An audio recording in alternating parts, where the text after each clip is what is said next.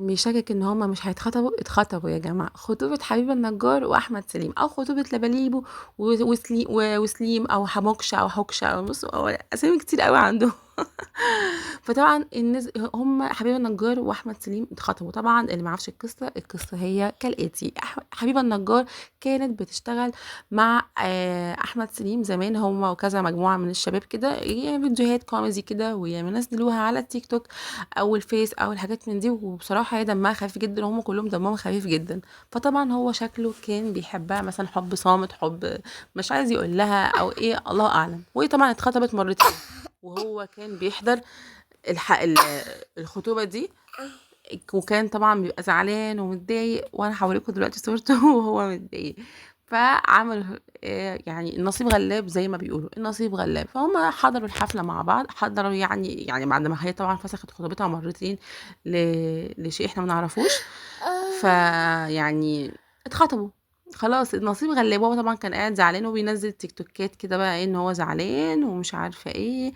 بصوا حتى هوريكم ايه، ان هو بيبقى زعلان قوي. يعني هو دلوقتي بعد ما رجعوا، انا هوريكم طبعا بعد ما رجعوا طبعا. استنوا عشان ايه الدنيا ما تتوهش مننا.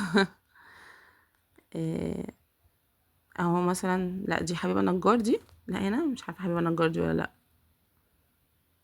اه حبيبه النجار، لا مش حبيبه النجار. اه حبيبه النجار يا جماعه.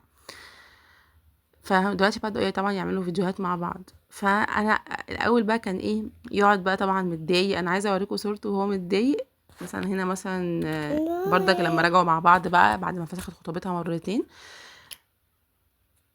بيعملوا فيديوهات بقى طبعا كتير دلوقتي مع بعض. انا عايزه اوريكم صورته وهو ايه، يعني بصوا اهو صورته دلوقتي. بصوا يعني صورته هنا، بصوا هنا عامله ازاي، هنا على الشمال عامله ازاي، كان قاعد زعلان وهي طبعا بتتخطب. وهي نصيب يا جماعه، النصيب نصيبك هيصيبك مهما تعملي.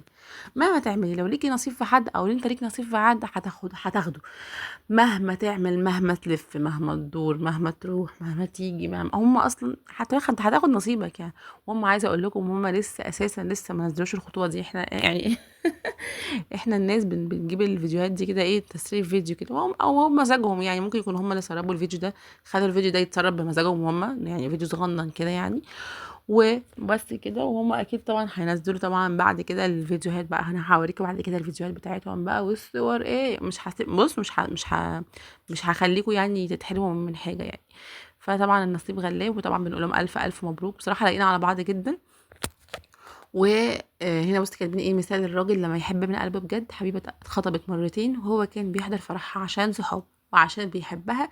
ما يئس، كان عنده امل انها ما تكملش وتبقى من نصيبه، واهو حصل فعلا ما شاء الله بجد. ربنا يسعدهم ويفرحهم يا رب.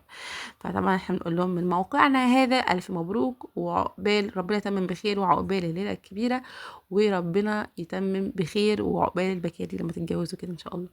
فبس كده. طبعا كنت منزله زمان انا خطوبه حبيبه النجار، مش على ده هي اتخطبت مرتين. يعني سبحان الله بنزل نفس الخطوبه بردك تاني بعد سنتين كده ولا حاجه، لا سنوي يعني كده، يعني اتخطبت خلال سنوي مرتين ولا حاجه يعني. فربنا يتمم بخير، وان شاء الله يبقى يعني عريس الهنا وهي عروسة الهنا، ويبقى ايه وشكوا حلو على بعض كده يعني من كده. ف بس كده اهي. مش عارفه دي كانت خطوبه بقى ايه. الخطوبه بص هو بيبوس الدبله طبعا خلاص، زيدان بيبوس الدبله. انا هتلاقي دي خطوبه مبدئيه او دي قرايه فاتحه ممكن، لان هي مش لابسه فستان، لابسه بدله. فممكن يكون دي قرايه فاتحه، مش عارفه، حاسه بكده يعني. بس كده. لو شفتوا الفيديو وعجبكم تحطوا لايك، تشتركوا في القناه، واشوفكم في فيديو جديد مع هدير. وباي.